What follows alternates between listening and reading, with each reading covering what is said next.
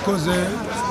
Ikintu cyose mu gutegura twateguye kuva ku muyobozi w'ikigo kugeza muri staff kugeza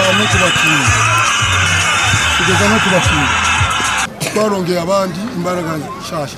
Niyo mpamvu ubona tubona resultat ya mbere kubera bivuye ku muyobozi mukuru w'ikigo Sina Gerard. Mbere ngomba kubabwira n'abafana bagomba kutuba hafi kubera iyo ituma morale iza mu bakinnyi. Nicyo cya mbere.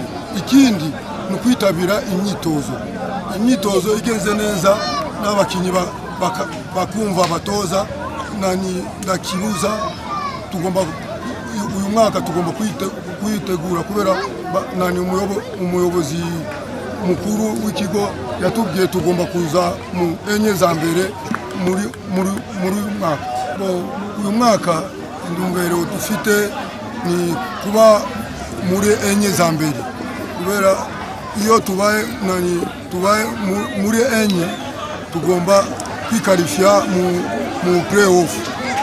Niyo ndego dufite uyu mwaka kandi mwabonye ko imbinduka mu bakinnyi twazanye abakinnyi bazi kuzamura ama ekipe bazi icyo gukora. Uyu mwaka ndayisikize narababwiye ko uyu mwaka tutazamuka ngomba kudemisiona ubwanjye.